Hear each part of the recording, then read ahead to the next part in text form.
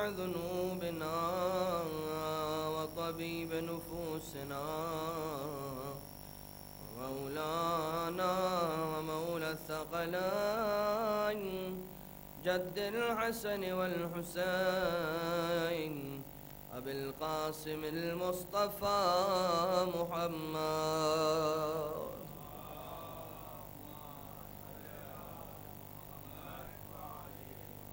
وعلى آله الذين أذهب الله عنهم الرجس وطهرهم تطهيرا.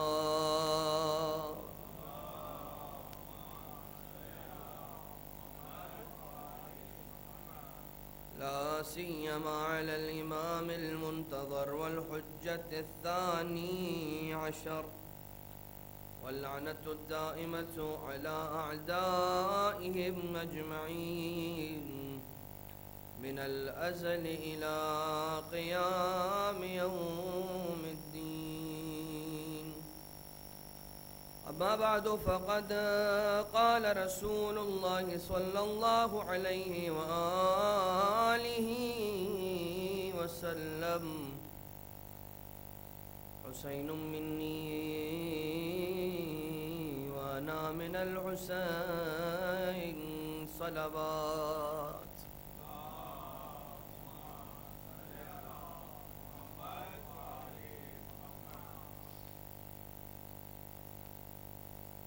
حضرات گرامی، سلسلہ تقاریر کا یہ چوتھا مرحلہ ہے اور مسلسل ہماری گفتگو تقاضۂ ایمانی اور ایمان و اخلاق کے سائے میں زندگی کو گزارنے کے کیا نکات ہو سکتے ہیں اس پر بحث ہو رہی ہے. اور ہماری بات کی ابتدا یہاں سے ہوئی تھی کہ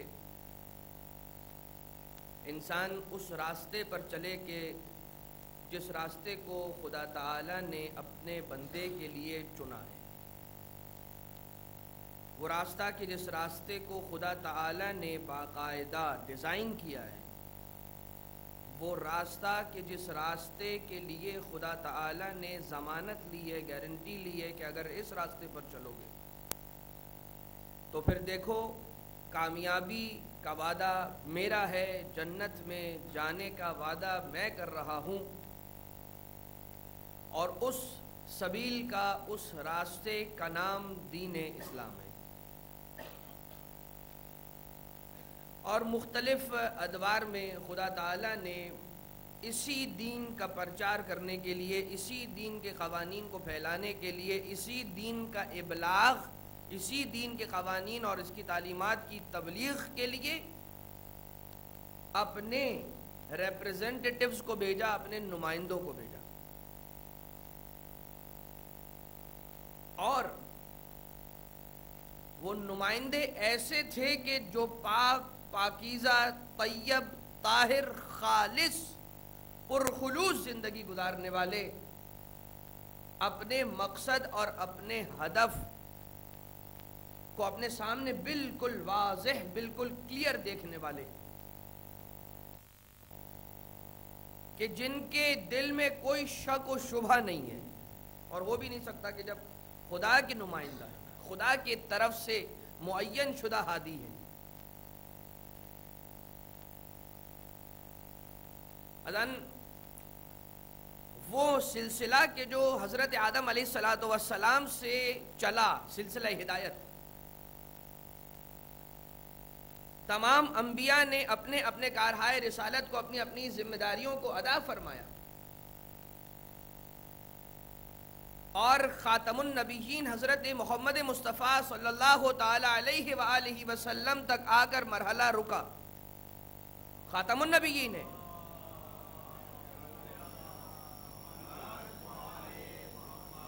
عظمت ذات گرامی حضرت محمد مصطفیٰ پر بلند ترین صلوات پڑھیے. محمد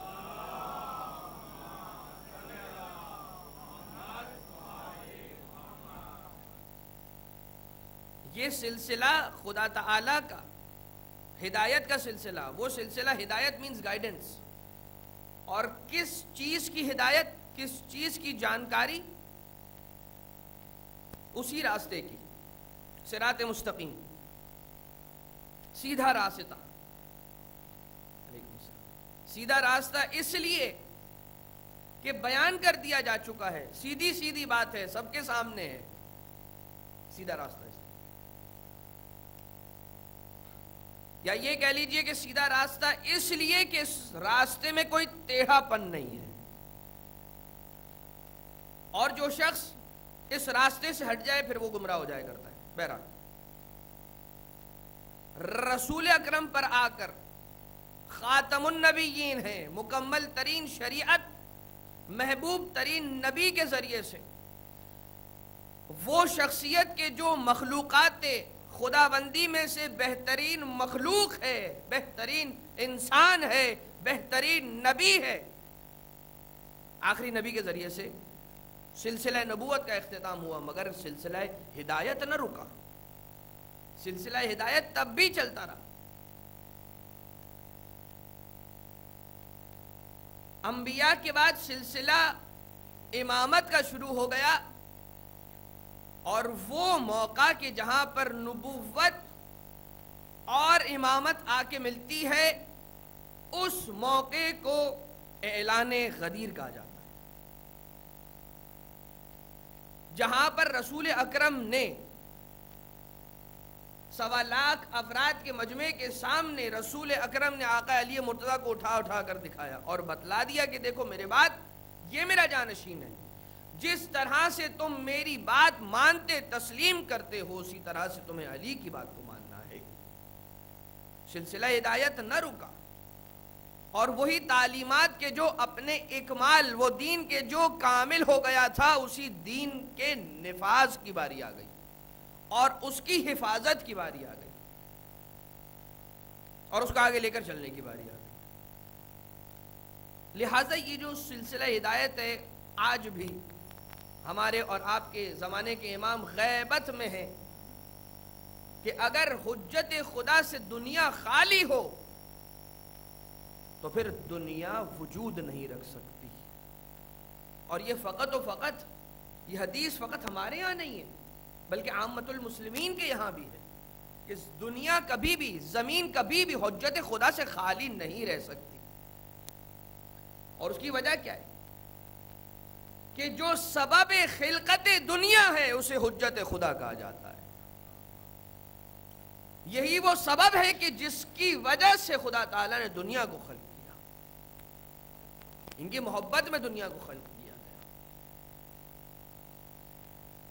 اور پھر ہماری بات آگے بڑھتے ہوئے، علم سے آگے جاتے ہوئے، عقل، خلوص، ایمان، عزیزان ایمان کو بہتر سے بہتر بنانے کے لیے بہت سارے ایسے موارد ہوتے ہیں کہ جن پر انسان کو عمل کرنا ہوتا ہے۔ جب انسان کا علم بڑھتا ہے، ان تینوں مجالس کو اپنے ذہن میں رکھتے ہوئے، ان نکات کو اپنے ذہن میں رکھتے ہوئے آج کی بات سنیے گا۔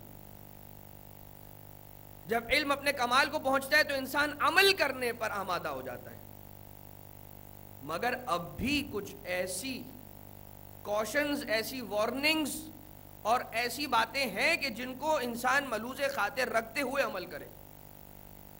ٹھیک ہے، انسان کو جو بات اس بات پر ابھار رہی ہے کہ عمل کرنا ہے وہ اس کا علم ہے، مگر اگر عمل خلوص سے خالی ہوگا تو پھر عمل کسی کام کا نہیں رہے گا۔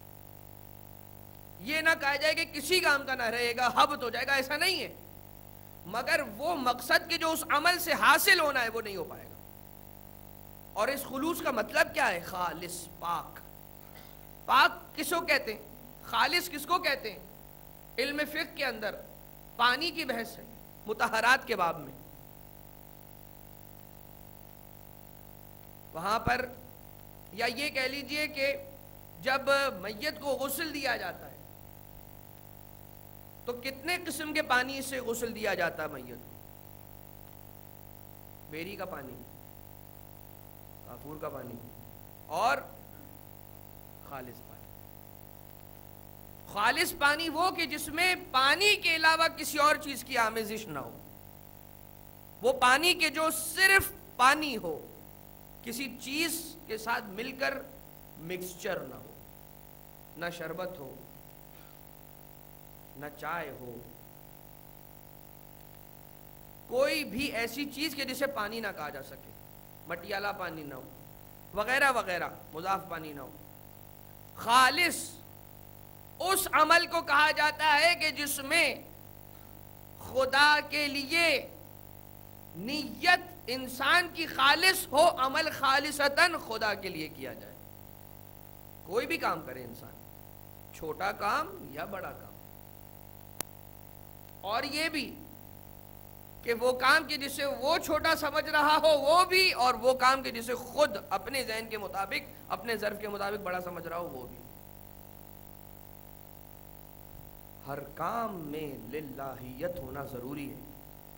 اور اس بات کی طرف ہمیں اشارہ کرتی ہیں عبادات الہیہ، وہ عبادات، وہ باتیں، وہ عبادات، نماز ہو، روزہ ہو، حج ہو، وہ سارے عبادات کے جن کا شمار علم فقہ کے اندر ابواب عبادات کے اندر کیا جاتا ہے، معاملات ایقاعات میں نہیں، عبادات، حج، نماز، روزہ، جتنی بھی شریعت میں عبادات ہیں، شرط ہے قربتاً اللہ سے اس کی ابتدا ہوگی. شرط ہے، یعنی کہ ہم یہ کرتے ہیں کہ پہچاننا ہے کہ یہ باب عبادات سے ہے یا نہیں، دیکھ لو اس کی ابتدا قربتاً اللہ سے ہو رہی ہے یا نہیں. اگر نہیں تو پھر یہ یا پھر معاملات میں سے ہوگا، ایقاعات، عقود وغیرہ وغیرہ. تو جس کام میں خلوص ہوگا تو اس کا نتیجہ کیا نکلے گا؟ نتیجہ یہ نکلے گا کہ وہ کام جس شخص کے لیے، جس ہستی کے لیے کیا جائے گا، وہ اسی کی بارگاہ میں پہنچ جائے گا. ہم جو کہتے ہیں خالصتاً للہ، تو جو عمل خلوص سے اللہ کے لیے انجام پاتا ہے وہ پھر خدا کی بارگاہ میں پہنچتا ہے. لیکن بہت سارے ایسے اعمال بھی ہوتے ہیں کہ جو ہوتے تو خدا کی عبادت ہیں، شروع بھی قربتاً اللہ سے ہوتے ہیں، مگر بعض اوقات انسان کی نیت میں پیدا ہونے والے تغیرات یا انسان کے نفس میں موجود خرابیوں کے باعث ایسے خیالات پیدا ہوتے ہیں، ایسے شکوک ذہن میں آتے ہیں، ایسے شبہات پیدا ہو جاتے ہیں، یا ایسی خرابیاں، چاہے وہ وساوس کی وجہ سے ہو چاہے کچھ اور.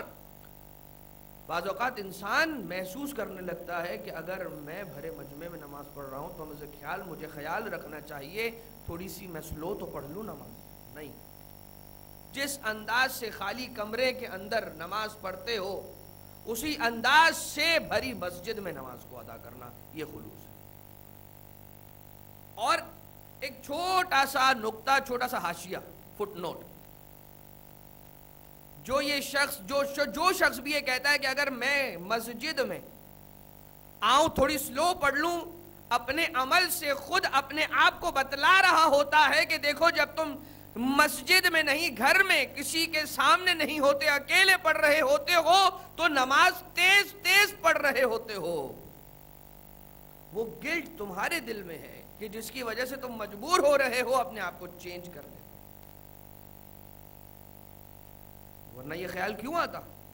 اگر کوئی شخص بالکل صحیح عبادت کر رہا ہو تو کبھی وہ سوچے گا کہ میں اس وقت کہ جب میری عزت پر بات آ سکتی ہے، میرے علم پر بات آ سکتی ہے، میرے ایمان پر بات آ سکتی ہے، میں اپنے عمل کو چینج کروں.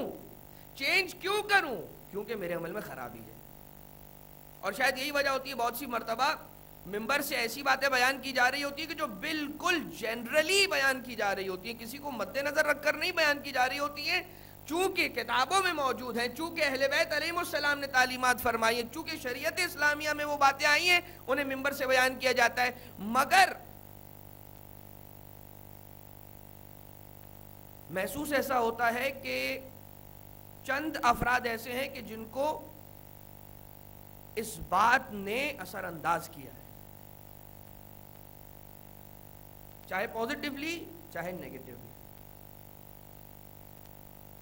مثال کے طور پر اگر میں مجمع میں بیٹھا ہوں اور ایک عالم دین یہاں منبر پر ہوں، اور مثلاً میں کوئی ایسا مناسب کام کرتا ہوں، اچھا کام، نیک کام،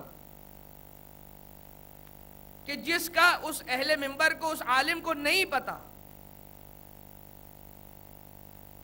he even doesn't know کہ یہ نیک کام میں خاموشی سے کرتا ہوں، کسی کو نہیں پتا، لیکن اس نیک کام کے کرنے کی ترغیب اگر عالم دین منبر سے بیان کر رہے ہوں گے تو دل میں ذرا سی خوشی ہو رہی ہوگی، ہاں میں اس کام کو انجام دیتا ہوں، شکر ہے خدا کا۔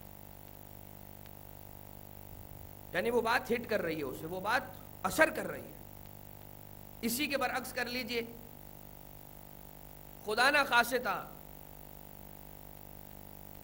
اگر میں نے اپنا واجب حج انجام نہ دیا، خدا نہ خواستہ، اور میں مجمع میں بیٹھا ہوں، عالم دین منبر سے بیان کر دیں، انہیں نہیں معلوم اصلاً شخص سے معین، کوئی پرٹیکولر شخصیت، کوئی پرٹیکولر پرسن، نام سے نہیں جانتے، مگر جیسے ہی واجب حج کی عدم ادائیگی کے بارے میں وہ احادیث کہ جن میں آیا ہے کہ اگر کوئی شخص اپنا واجب حج انجام دیے بغیر اس دنیا سے رخصت ہو گیا تو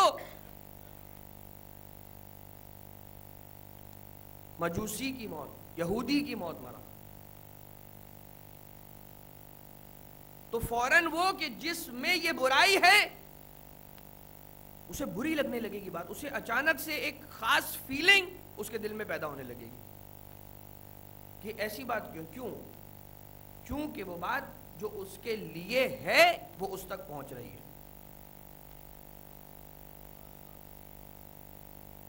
لہذا بہت سی بار معلوم نہیں ہوتا کہ کون سی بات بیان کی جا رہی ہے، کس کے لیے نہیں ہے، مگر چونکہ بات خلوص کی ہو رہی تھی، تو جو شخص خلوص سے انجام دے رہا ہے کوئی کام، وہ جب صرف اللہ کے لیے کسی کام کو انجام دے گا تو وہ اس کی بارگاہ میں پرواز کر کے پہنچ جائے گا، اس کا اجر مل جائے گا۔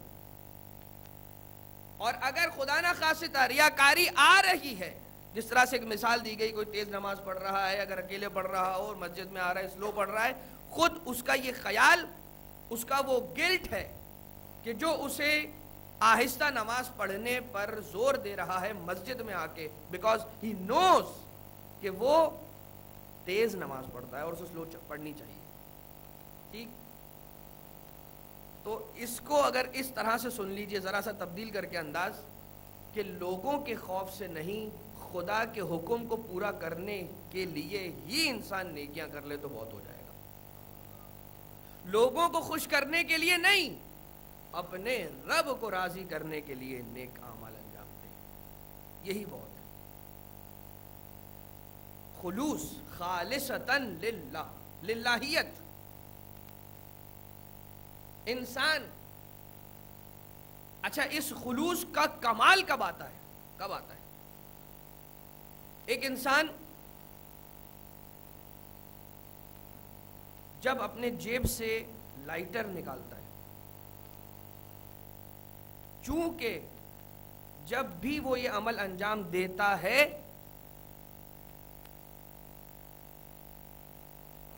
وہ سگریٹ پینا چاہ رہا ہوتا ہے۔ انسان اتنے خلوص سے عبادتیں کرے کہ جب بھی اس کا سر جھکے اس کے دل کو یہ پتا ہو خدا ہی کے سامنے جھک رہا ہے، خدا ہی کے سامنے جھک رہا ہے، یعنی میرا سر اگر جھکے تو خدا کے سامنے جھکے، خدا کے لیے جھکے، خدا کی خوشی کے لیے جھکے۔ میں کوئی نیک کام کروں، خدا کے حکم سے کروں، خدا کے لیے کروں، خدا کو راضی کرنے کے لیے کروں، یہی خلوص ہے۔ اسی لیے صادق آل محمد امام جعفر صادق علیہ السلام یہ فرماتے ہیں،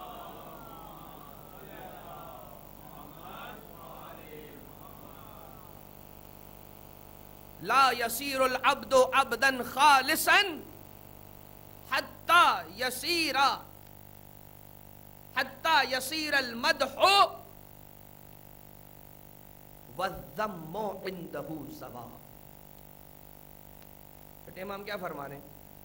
فرما رہے ہیں کہ بندہ، خدا کا غلام، عبد اس وقت تک عبد نہیں بن سکتا، خالص عبد نہیں بن سکتا. لا یصیر العبد عبدا خالصا حتی یصیر المدح والذم عنده سوا.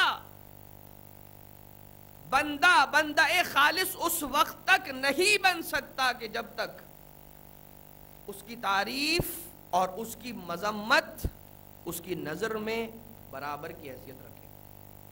برابر کی حیثیت رکھے کا مطلب کیا ہے؟ کوئی اس کی تعریف کر رہا ہے، کوئی اس کی مذمت کر رہا ہے، اسے اس بات کی پرواہ ہی نہ ہو. اور یہ کب ہوگا؟ یہ فقط اسی وقت ہوگا کہ جب وہ فقط نیک کام کرتا ہو، اور اس وقت بھی اس کے ساتھ ساتھ یہ بھی کہ اسے معلوم بھی ہو کہ جو میں کر رہا ہوں وہ بالکل درست کام ہے. یہ فقط اسی وقت کیفیت پیدا ہوگی. کیسی کیفیت؟ کون تعریف کر رہا ہے، کون مذمت کر رہا ہے. امام صادق علیہ السلام نے فرمایا جب تک یہ مرحلہ نہیں آئے گا تب تک انسان کوشش کرتا رہے کہ اپنے آپ میں خلوص پیدا کرتا رہے، خلوص پیدا کرتا رہے، کسی طرح سے عبد خالص بن جائے. دیکھیے کل کی مجلس میں یہ بات آئی تھی، حدیث قدسی کے تلاوت کے ذریعے سے اس بات کو پیش کیا گیا تھا آپ کی خدمت میں کہ عبدی اطعنی حتی اجعلک مثلی. تو عبد کہتے کسے ہیں؟ عبداللہ، بندہ خدا کہتے کسے ہیں؟ کوئی شخص ہے کار خیر کے لیے جاتا ہے اور جب اس سے کہا جاتا ہے کہ نام کیا لکھوں، کہتا ہے لکھ دیجئے بندہ خدا، لکھ دیجئے بندہ خدا. روزمرہ زندگی میں استعمال ہونے والا لفظ بندہ خدا. کسے کہتے ہیں بندہ خدا؟ فارسی زبان کا لفظ بندہ، عربی زبان کا لفظ عبد، دونوں کے معنی ایک ہی ہیں، غلام. عبد ہے مضاف، اللہ ہے مضاف الیہ. عبداللہ یعنی کہ اللہ کا بندہ، اللہ کا غلام. ہم رسم پرست نہیں ہیں، ہم حکم پرست ہیں. ہمیں جب حکم کیا جاتا ہے ہم عمل کرتے ہیں. اچھا تو غلام کا کیا کام ہوتا ہے؟ ایک شخص جاتا ہے اس بردہ فروش بازار میں کہ جہاں پر غلام تقسیم ہوتے ہیں، غلام بیچے خریدے جاتے ہیں. غلام خریدنے جاتا ہے، ایک غلام کو خریدتا ہے، خرید کر لے کر آتا ہے گھر پر، مسند پہ بٹھایا، خود زمین پر بیٹھا، آقا زمین پر بیٹھ گیا. غلام کو مسند پر بٹھایا اور ایک مرتبہ اپنے غلام سے پوچھنا شروع کر دیا، یہ بتاؤ تم کیسی غذا کھانا پسند کرتے ہو، یہ بتاؤ تم کیسا لباس پہنا کرتے ہو، تمہاری ثقافت کیا ہے، میں تمہیں وہی لباس لا کر دوں، جو کھاتے ہو تمہیں وہی لا کر دوں. کس قسم کے بستر پر سونا پسند کرتے ہو تمہیں ویسا ہی انتظام کر کے دوں. تمہاری کتنی توانائی ہے اتنا ہی تمہیں کام دوں. وہ غلام اگر واقعتاً اپنے آپ کو غلام سمجھتا ہوگا تو ایک مرتبہ تڑپ کر کھڑا ہو جائے گا، کہے گا آپ آقا ہیں، میں غلام ہوں، آپ نے مجھے مسند پر بٹھایا، آپ زمین پر بیٹھ گئے، زمین پر مجھے بیٹھنا چاہیے، مسند پر آپ کو بیٹھنا چاہیے. یہ احترام جو آپ مجھے دے رہے ہیں یہ آپ کو ملنا چاہیے، اور جو آپ مجھ سے پوچھ رہے ہیں کیا کھاتے ہو کیا نہیں کھاتے ہو، تو اس کا جواب یہ ہے کہ غلام اسے آقا جو لا کر کھلا دے وہ کھا لے، جو لا کر پہنا دے وہ پہن لے، جو کہہ دے اسے انجام دے دے. یہ غلام ہے، یہ غلام کی ڈیفینیشن ہے. اور غلام خوشی خوشی ان اعمال کو انجام دے کیونکہ وہ جانتا ہے کہ میں بنا ہی اس لیے ہوں، میں بنا ہی اس لیے ہوں. I am there to serve, I am there to obey.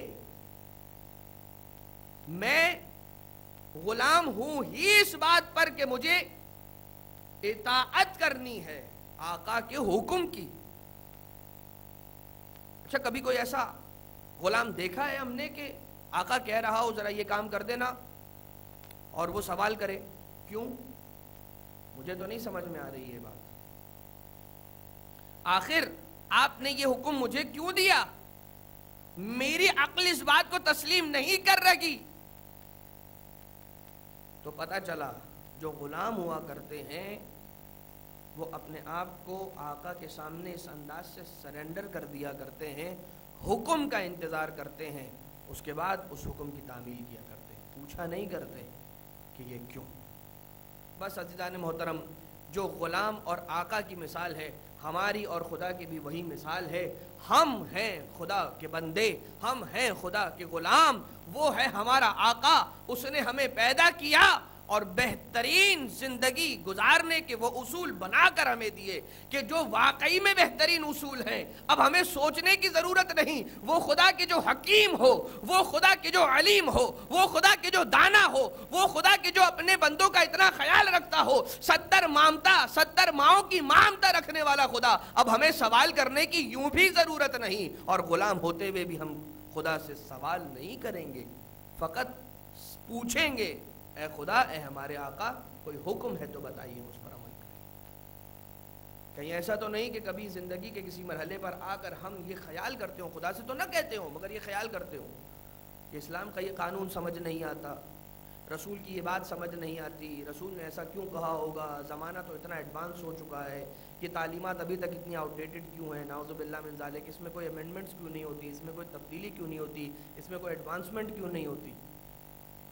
یاد رکھ لیجئے، حلال محمد حلال الی یوم القیامہ وحرامہ حرام الی یوم القیامہ۔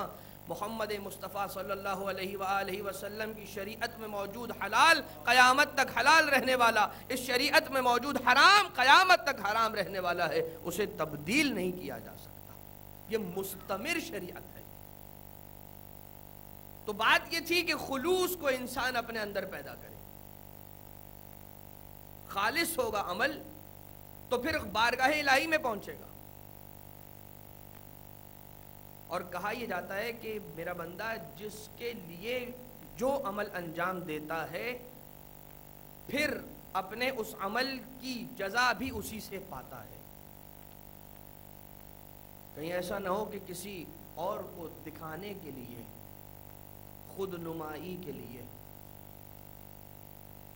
یا مدح حاصل کرنے کے لیے، مذمت سے بچنے کے لیے کوئی عمل انجام دیا، پھر اس کا اجر خدا سے نہیں ملے گا۔ خلوص کے ساتھ خدا کی اطاعت کرنا، شاید یہی وجہ تھی کہ 3 دن روزے رکھے، آقا حسن و حسین کی بیماری سے شفا یابی کے بعد کی نظر اور منت کو پورا کرنے کے لیے، اور علی علیہ السلام کے گھر میں سارے روزہ دار ہیں اور سب کے سامنے روٹیاں پڑی ہیں، پہلا دن ہے، دروازے پر دستک ہوتی ہے، سائل آتا ہے، آقا علی مرتضیٰ نے جناب فضہ کے ہاتھوں کے ذریعے سے سائل تک روٹی پہنچائی، ایک ایک کر کے سب نے اپنی اپنی روٹیاں سائل کو دلوا دی۔ دوسرے دن بھی اسی طرح سے، تیسرے دن بھی یہی ہوا، خدا تعالیٰ کی آیت نازل ہو گئی، بسم اللہ الرحمن الرحیم، وَيُطْعِمُونَ الطَّعَامَ عَلَى حُبِّهِ مِسْكِينًا وَيَتِيمًا وَأَسِيرًا، یہ کھانا کھلاتے ہیں اس کی محبت میں، مسکینوں کو، یتیموں کو، اسیروں کو۔ جب خلوص ہو تو پھر وہ عمل خدا کی بارگاہ میں ایسے قبول ہوا کرتا ہے کہ پذیرائی خدا کی طرف سے آتی ہے۔ یہ تو خدا نے کہا اپنی طرف سے، اور ان کی تعریف بھی کر رہا ہے اہل بیت کی۔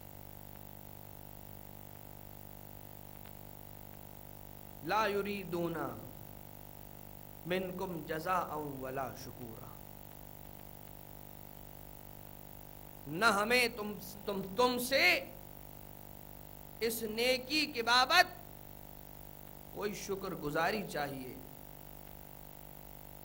کوئی جزا نہیں چاہیے۔ دیکھیے اتنی بھوک اور پیاس کا عالم ہو،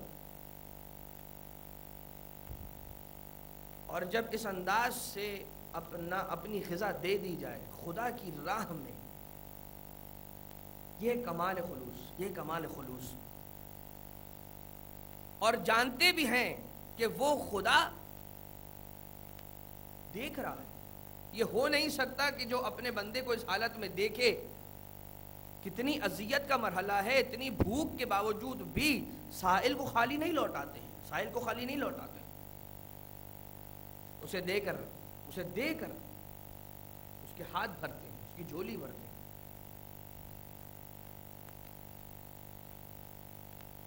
ایک عابد تھا کسی زمانے میں، خزینۃ المعارف نامی کتاب میں یہ واقعہ لکھا ہوا ہے،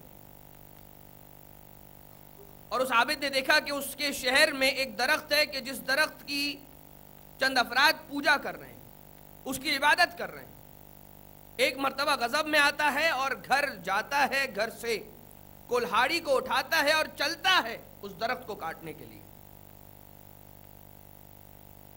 اور جیسے ہی قریب پہنچتا ہے درخت کے، ایک مرتبہ اس کے سامنے شیطان مجسم ہو کر آ جاتا ہے، اس کا راستہ روک لیتا ہے، اور یہ کہتا ہے، اچھا جب یہ شیطان مجسم ہو کر آیا، انسانی شکل میں آیا، اس کا راستہ روکا، چند الفاظ کا تبادلہ ہوا آپس میں، اور اس کے بعد ایک مرتبہ ہاتھاپائی شروع ہو گئی، نبرد آزمائی ہو گئی، اور لڑائی تک بات آ گئی۔ اس گتھم گتھی کے بعد نتیجہ یہ ہوا کہ وہ عابد شیطان پر حاوی ہو گیا، اس کے سینے پر سوار ہو گیا، اور اب شیطان یہ کہہ رہا ہے کہ مجھے جانے دو اور درخت نہ کاٹو تو میں تمہیں 2 درہم دینے کو تیار ہوں۔ ڈیل کرنا چاہتا ہے، خدا کے بندے کے ساتھ ڈیل کرنا چاہتا ہے۔ اس عابد نے سنا، نہ مانا۔ اب دیکھیے انداز دیکھیے شیطان کا کیا کہہ رہا ہے، میں تمہیں 2 درہم دوں گا، اس سے خود بھی استفادہ کرنا، غریبوں کی بھی مدد کرنا۔ یہ سنا فوراً اس کے سینے سے ہٹ گیا، کہا ٹھیک ہے، میں نے تمہاری بات کو منظور کیا۔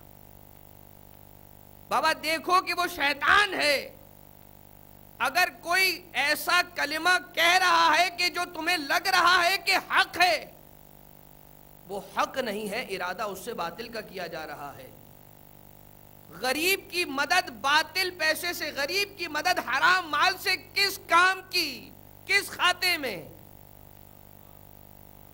مگر شیطان جانتا ہے کہ یہ خدا کا بندہ۔ دیکھیے شیطان اس شخص کو شراب کے ذریعے سے نہیں بہکائے گا کہ جو شراب پیتا ہی نہیں، یا جسے شراب کی لذت نہیں۔ وہ جانتا ہے اس کی کراہیت کیا ہے، وہ اس سے دور ہے، اس برائی سے دور ہے۔ کوئی شخص ہے کہ جو شیطان خدا کے بندوں کو اسی جال میں پھنساتا ہے کہ جس جال میں وہ پھنس سکتے ہیں۔ شیطان اسی دروازے سے آتا ہے کہ جو دروازہ انسان اس کے لیے کھلا رکھتا ہے۔ شاید یہی وجہ تھی کہ آقا علی ابن ابی طالب علیہ السلام نے کہا، میں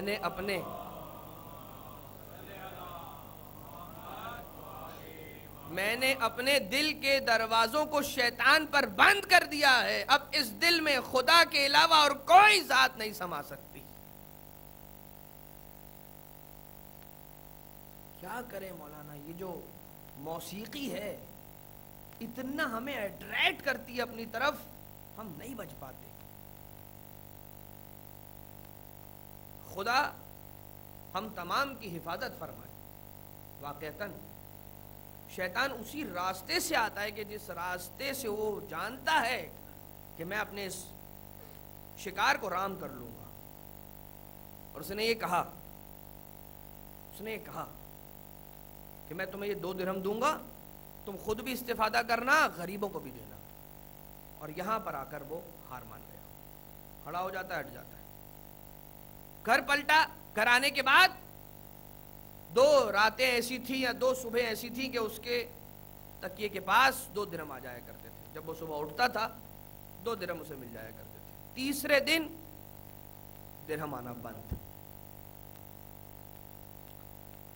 ایک مرتبہ اس سے پھر غضب آ گیا، کلہاڑی کو اٹھایا، نکل پڑا، اسی درخت کی طرف چل رہا ہے۔ راستے میں اسی مقام پر شیطان آیا، دوبارہ سے لڑائی ہوتی ہے، جھگڑا ہوا۔ ایک مرتبہ دونوں کی آپس میں جب ہاتھا پائی ہوتی ہے، اس مرتبہ شیطان اس عابد پر غالب آ جاتا ہے، اور اب وہ پریشان، ہٹنے کا نہیں کہہ رہا ہے مجھے بتاؤ کہ یہ کیسے ہوا کہ اس دن میں غالب آ گیا تھا تم پر اور آج تم میرے سینے پر سوار ہو گئے۔ کہتا ہے کہ اس دن جو تم آئے تھے غصے کی حالت میں، غضب کی حالت میں، تمہارے ہاتھ میں کلہاڑی تھی،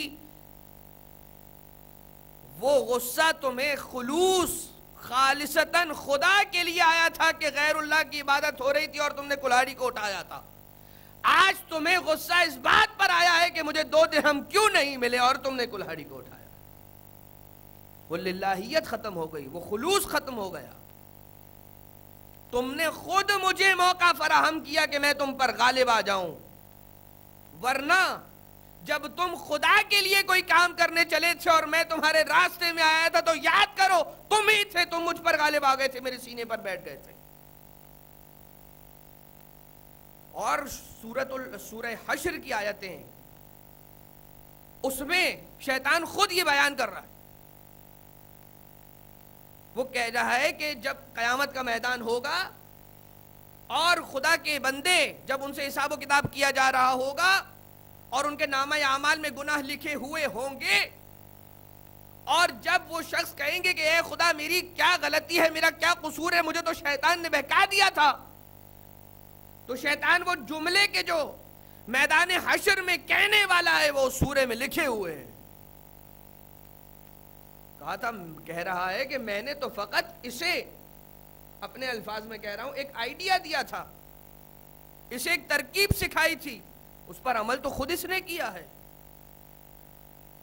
اگر اس نے کسی کا قتل کیا ہے تو میں نے زبردستی اس کے ہاتھوں کو تھام کر خنجر اس کے ہاتھوں میں دے کر نہیں کسی کا قتل کروایا تھا، میں نے تو صرف اس کے دل میں وسوسہ ڈالا تھا، ایک خیال ڈالا تھا۔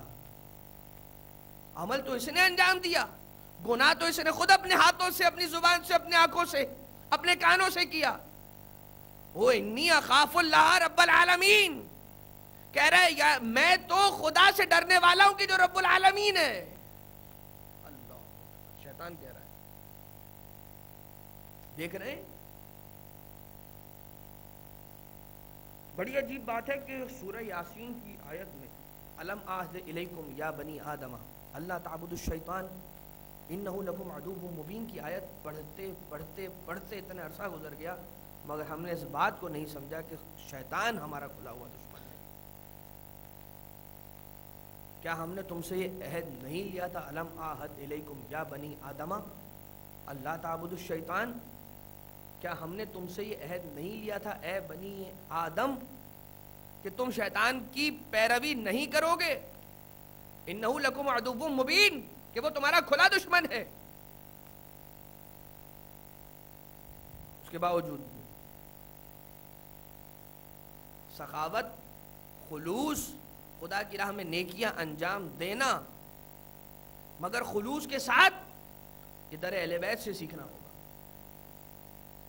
اور وہ واقعات کے جو واقعات ہمیں جا بجا کتابوں میں تاریخ کے اوراق میں ملتے جاتے ہیں، سخاوت بہت کرتے ہیں، سخاوت بہت افراد کرتے ہیں، مگر کوئی اپنا نام اونچا کرنے کے لیے کرتا ہے، تو کوئی شہرت کے لیے کرتا ہے، کوئی نام و نمود کے لیے کرتا ہے، کوئی اپنی بڑائی کے لیے کرتا ہے، وغیرہ وغیرہ، مگر کچھ ایسے بھی ہوتے ہیں کہ جو صرف خدا کے لیے دیا کرتے ہیں، اور وہ اہل بیت علیہم الصلاۃ والسلام ہیں۔ انما نطعمکم لوجہ اللہ، فقط و فقط انما حسریہ، فقط و فقط ہم نے تمہیں طعام کھلایا لوجہ اللہ، خدا کی خوشنودی کے لیے، لا نرید منکم جزاء ولا شکورا، ہم تم سے کوئی جزا نہیں چاہتے، ہم تم سے کوئی شکر گزاری تک نہیں چاہتے۔ جزا دینا، روٹی ہم نے دی، تم بھی ہمیں کچھ دو، جزا۔ حتیٰ جزا کے علاوہ بھی شکر گزاری، یعنی زبان سے شکریہ بھی ہم نہیں سننا چاہتے، نہ کہو۔ ہم نے جس کے لیے روٹیاں دیں، یہ روٹیاں وہاں پہنچ گئیں، خدا کے لیے دی تھی۔ سخاوت کے بارے میں کہا جاتا ہے آقا علی ابن ابی طالب علیہ السلام سخی تھے، کبھی کسی اور سخی کا بھی تقابل آقا علی ابن ابی طالب سے کیا جانے لگتا ہے۔ یہ کہا جاتا ہے کہ حاتم طائی بھی بڑا سخی تھا، اور اتنا سخی تھا 70 دروازوں سے اگر ایک ہی سائل آتا تھا ہر دروازے سے اسے دیتا تھا۔ ایک ہی سائل 70 مرتبہ دروازہ الگ الگ کھٹکھٹا کر آتا تھا، حاتم طائی اسے دیتا تھا۔ ٹھیک ہے، یہ بھی سخاوت کا ایک انداز ہے، یہ بھی سخاوت کا ایک انداز ہے، اور اتنی سخاوت کے لیے بھی جگر چاہیے، مگر تقابل علی ابن ابی طالب علیہ السلام کی سخاوت سے نہیں ہو سکتا، اور وہ اس لیے کہ جو سائل در علی ابن ابی طالب پر پہلی مرتبہ دروازہ کھٹکھٹا کر ہاتھوں کو پھیلائے، جولیوں کو پھیلائے تو اتنا علی عطا کر دیتے ہیں، دوسری مرتبہ اسے دروازہ کھٹکھٹانے کی ضرورت نہیں پڑتی۔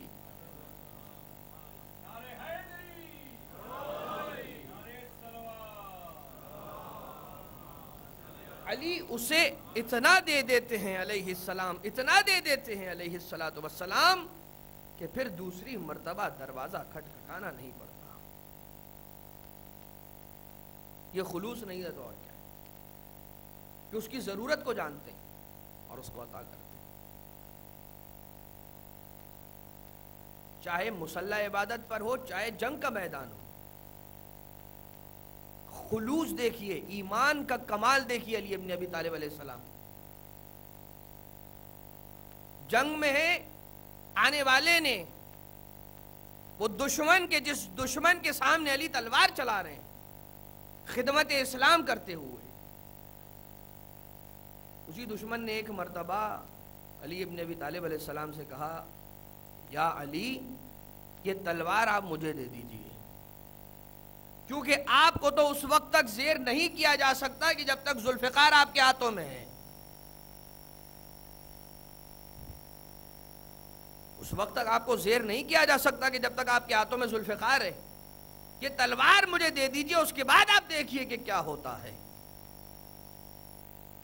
آقا علی مرتضیٰ نے فوراً اپنی تلوار اس کے سامنے رکھ دی، فوراً۔ اگر کوئی چاہنے والا ہوتا تو وہ کہتا، یا علی، آقا تلوار نہ دیجئے، یہ دوست بن کر نہیں دشمن بن کر تلوار مانگ رہا ہے، اسے تلوار نہ دیجئے۔ حالت امن میں نہیں، حالت جنگ میں آپ سے تلوار مانگ رہا ہے، نہ دیجئے۔ ارادہ نیک نہیں ہے، آپ کو قتل کرنے کے ارادے سے تلوار مانگ رہا ہے، نہ دیجئے۔ آقا علی یہی جواب دیتے کہ جب تو دشمن بن کر آیا تیرے خلاف تلوار اٹھا لی، جب سائل بن کر آیا تو تلوار پیش کر دی۔ یہ علی علیہ السلام کی سخاوت ہے۔ اور پھر وہ جو واقعہ جو آپ سنتے ہی رہتے ہیں کہ وہ شخص آخرکار پھر تلوار اٹھانے کے قابل نہ رہا، کہیں پر لکھا ہے وہ گر گیا، کہیں پر کہتا ہے کہ تلوار گر گئی اس کے ہاتھوں سے۔ اور پھر جوش خطابت میں اور ممبر سے یہ جملے ادا کیے جاتے ہیں اور آپ سنتے ہی رہتے ہیں، تکرار کرنا مقصد نہیں ہے، مگر ایک بات بتلانا چاہ رہا ہوں کہ علی ابن ابی طالب علیہ السلام نے پھر کیا کہا تھا جب وہ گرا یا تلوار گری، تو کہ علی ابن ابی طالب علیہ السلام نے اسے اپنی تلوار دی تھی، اپنا بازو نہیں دیا تھا۔ ٹھیک ہے، ٹھیک ہے، کیا وجہ تھی؟ سید عبدالحسین سید محمود غریفی اپنی کتاب مقاصد الزائرین میں لکھتے ہیں، کانا وزن الذوالفقار ستۃ امنان، ذوالفقار تلوار کا وزن کتنا تھا؟ ستۃ امنان، 6 من کی تلوار تھی، تقریباً 250 کلو کی تلوار۔ تو اتنی بھاری تلوار اٹھانے کے لیے بازو علی کا، مگر طاقت ایمان کی تھی، کل ایمان علی ابن ابی طالب کے پاس۔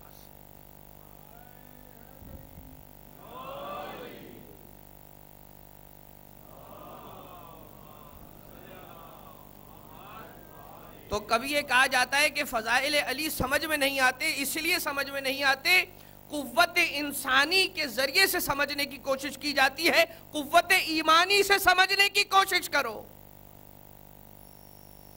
بازو انسان میں اتنی طاقت نہیں ہو سکتی، مگر ایمان میں ضرور اتنی طاقت ہے۔ جنگ خیبر، اب خیبر نہیں پڑھنا ہے یہاں پر، مگر آقا علی مرتضیٰ علیہ السلام نے 2 انگلیوں کے ذریعے سے باب خیبر کو اکھاڑا، 40 افراد مل کر اس دروازے کو بند کرتے کھولتے۔ علی علیہ السلام نے جنگ میں کافروں کو تو کاٹا ہے، مگر ساتھ میں کافروں کے ساتھ ان کے کفر کو بھی کاٹا ہے۔ کافروں کو ذوالفقار سے کاٹا، کفر کو ایمان کی تلوار سے کاٹا۔ 2 انگلیوں سے کیسے کوئی خیبر کو اکھاڑ سکتا تھا؟ دیکھیے معجزہ امامت اپنی جگہ پر ہے، اور یہ وہی معجزہ، مگر طاقت کون سی آ رہی ہے؟ وہ خدا کی اطاعت کی وجہ سے پیدا ہونے والی طاقت، ایمان کے کمال کی منزل پر پہنچنے کے بعد جو آ جاتی ہے طاقت، وہ طاقت۔ کہتے ہیں کہ جب علی ابن ابی طالب علیہ السلام دروازے کو اکھاڑ رہے تھے تو 2 انگلیاں تو تھی، مگر دروازے کے ساتھ مس نہیں ہو رہی تھی، ہوا میں تھی، دروازہ ہوا میں تھا۔ جب زمین پر دیکھا گیا تو علی کے قدم بھی زمین پر نہیں لگے ہوئے تھے، ہوا میں تھے۔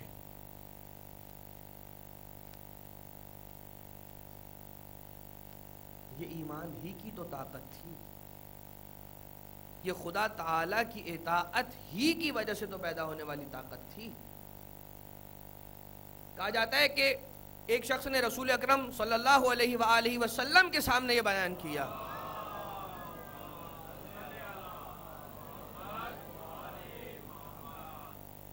کان النبی عیسیٰ علیہ السلام یمشی علی الماء، حضرت عیسیٰ پانی پر چلا کرتے تھے، حضرت عیسیٰ علیہ السلام پانی پر چلا کرتے تھے یا رسول خدا۔ آقا رسول نے ایک مرتبہ تبسم فرمایا، مسکراتے ہوئے اس صحابی کو جواب دیا کہ اگر ان کے یقین کی منزل اور زیادہ بلند ہوتی تو وہ اس قابل بھی ہوتے کہ ہوا پر چلیں۔ کوئی تعجب نہ کرے، اگر وہ عیسیٰ ہیں تو علی فخر عیسیٰ ہیں، اگر ہوا پر استوار ہوا پر کھڑے ہو کر اپنے ایمانی شجاعت کا مظاہرہ کر رہے تو تعجب کی بات نہیں ہے، مگر یہاں پر شاعر نے پھر قلم چلانا شروع کر دیا۔ اب سب نے اپنی اپنی عقیدت کا اظہار اس واقعے کے حوالے سے الگ الگ انداز سے کیا ہے۔ آقا علی مرتضیٰ، دروازہ آپ کی 2 انگشتیں مبارک پر ٹکا ہوا ہے، ہوا میں ہے۔ آقا علی مرتضیٰ علیہ السلام کے ہاتھوں پر دروازہ، ہاتھ علی کے وجود میں، وجود علی ہوا میں۔ بہار الانوار میں لکھا ہوا ہے، جا کر پڑھ لیجئے۔ مگر یہاں پر جب شاعر آیا تو آنے کے بعد ایک مرتبہ اپنا قلم چلاتا ہے اور وجہ بتانے کی کوشش کرتا ہے اپنی عقیدت کے انداز میں۔ وہ یہ کہتا ہے، کہتے ہیں کہ زمین کی کشش کا ہے یہ اثر، ہر چیز کھنچ کے آتی ہے خود فرش خاک پر، لا آف گریویٹی، ہر چیز کھنچ کے آتی ہے خود فرش خاک پر، پھر کیوں علی کھڑے ہیں ہوا میں بکر و فر، پوچھوں زمین سے تو کہے گی کہ الحذر، کھینچوں علی کو مجھ میں کہا اتنی تاب ہے، میں ہوں تراب اور علی بو تراب ہے۔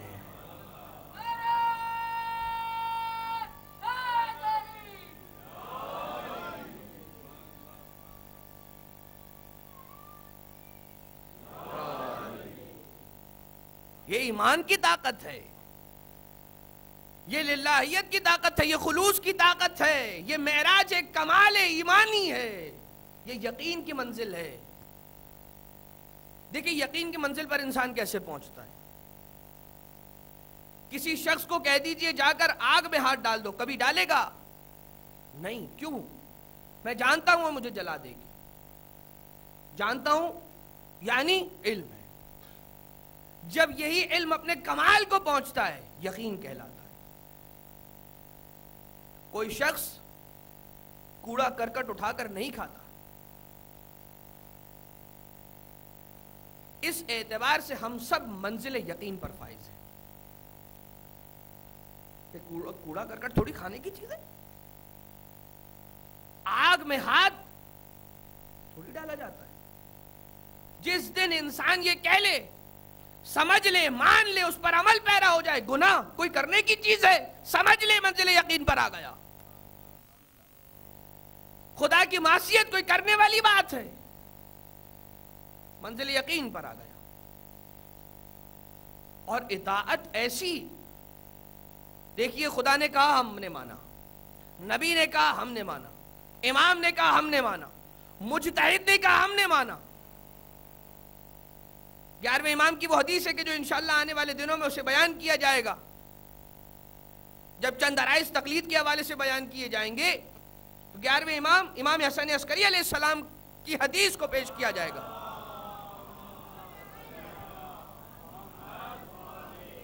مگر اتنا یاد رکھ لیجئے کہ اگر ہم تقلید کرتے ہیں تو وہ بھی حکم امام کی اطاعت کے لیے، اس کی اتباع میں، چونکہ امام نے کہا ہے ان کے حکم کو ماننے کے لیے۔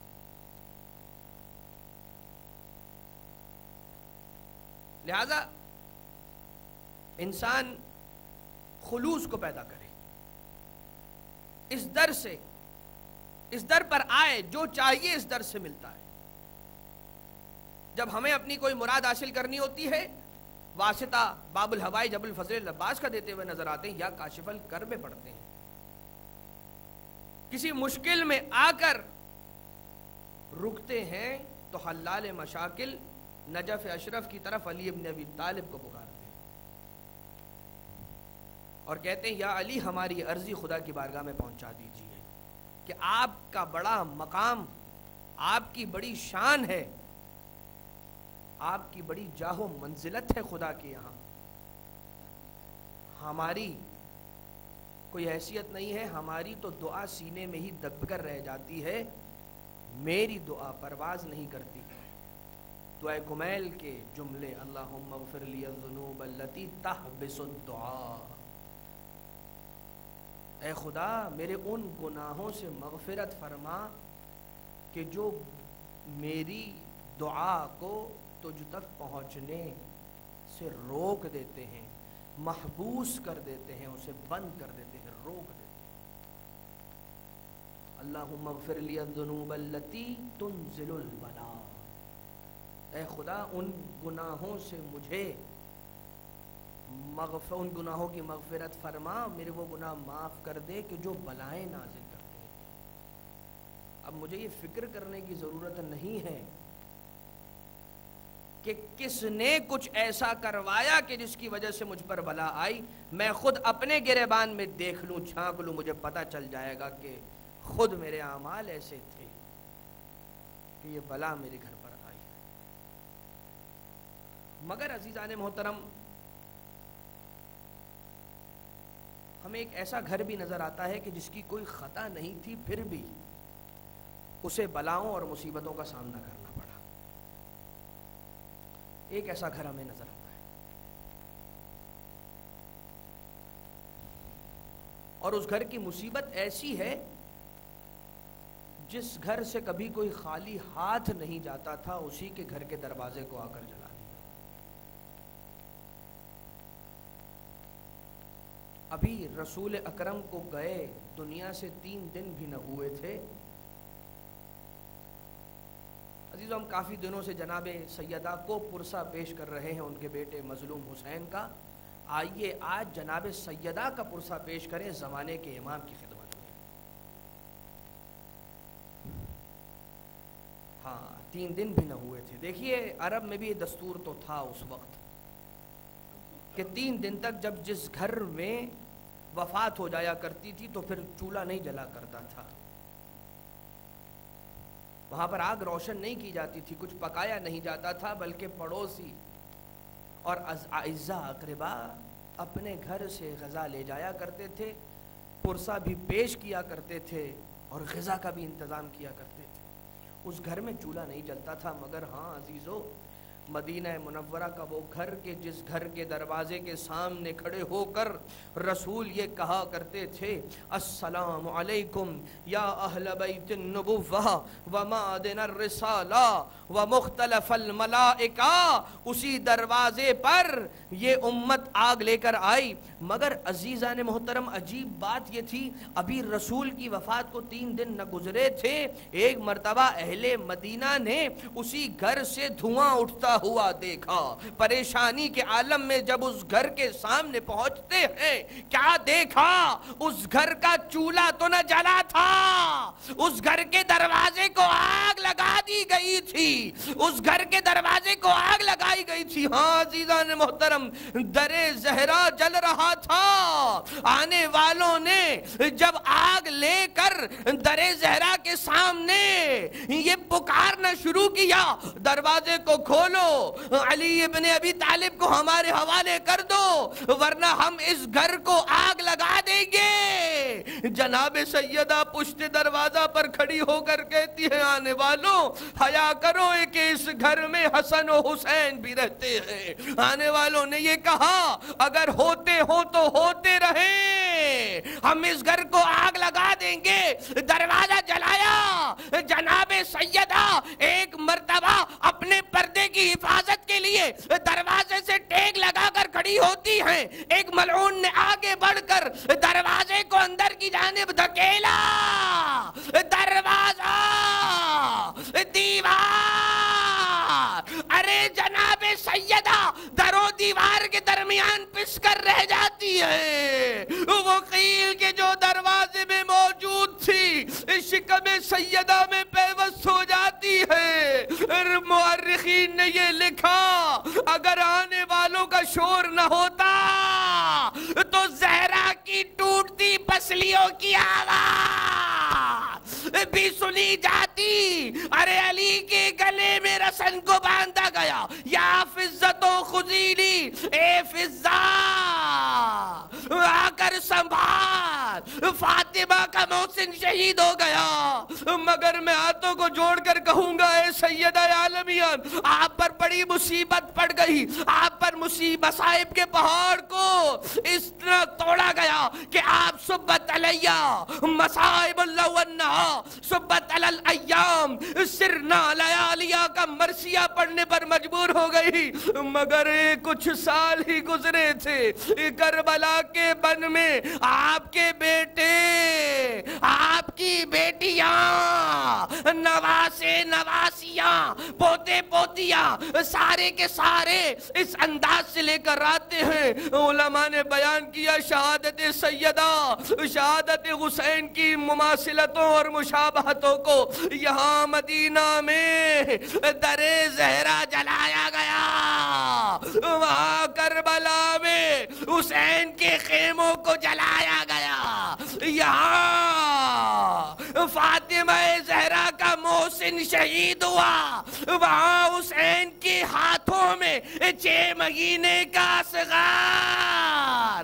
ارے یہاں علی کے رسن باندھی گئی, کھینچ کر مسجد نبوی لے جایا گیا.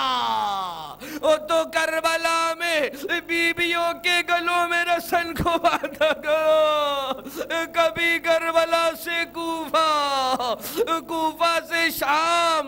ارے وہ تازیانہ کہ جو زہرا کے بازو پر مارا گیا, یہاں کربلا میں جب بھی چھوٹی سکینہ اپنے بابا کو رونے کے لیے آواز اٹھاتی ہے, شمر تازیانہ لے کر آگے بڑھتا ہے, سکینہ پکارتی ہے اے بابا, اے دادا علی مرتضیٰ, کائنات کی مشکل کشائی کرنے والے آئیے، آپ کا خانوادہ مشکل میں ہے، مشکل کشائی.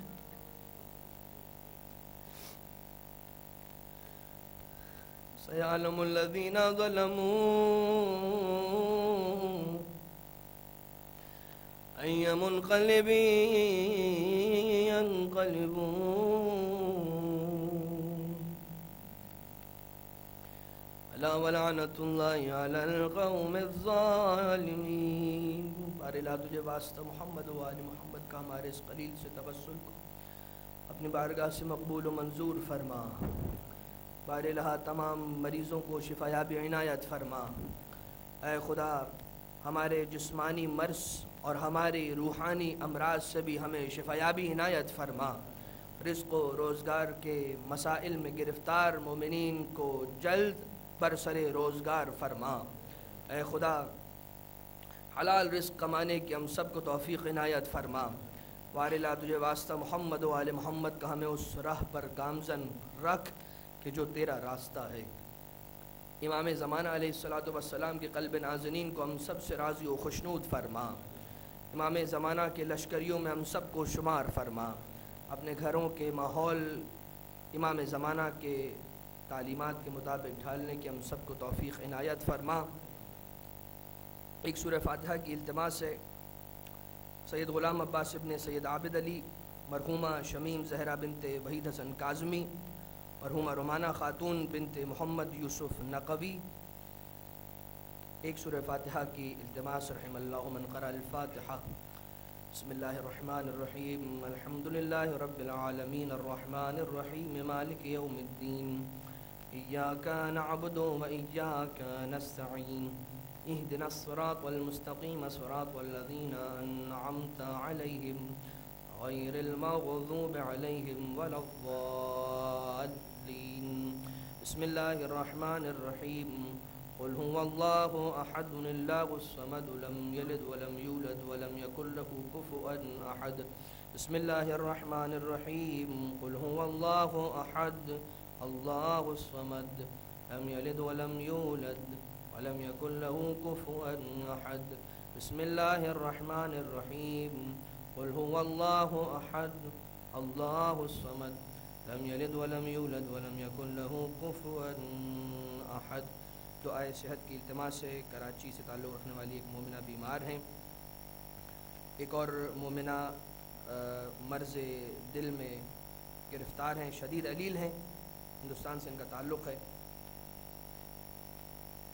ان دونوں مومنہ مریضات کے لیے اور دنیا میں جہاں کہیں پر بھی کوئی مریضہ مومنین مومنات میں سے ہو، اے خدا تجھے واسطہ بحق امام موسیٰ ابن جعفر الکاظم علیہ السلام کا تمام کو شفاء عاجل و کامل عنایت فرما. ایک اور سورہ فاتحہ کی التماس ہے اور نماز وحشت کی بھی التماس ہے. شہنشاہی بیگم بنت جعفر علی. بسم اللہ الرحمن الرحیم.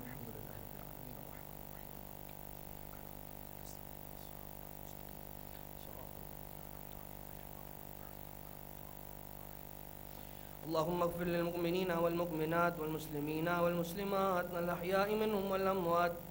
تابع بيننا وبينهم بالخيرات إنك مجيب الدعوات إنك على كل شيء قدير برحمتك يا أرحم الراحمين.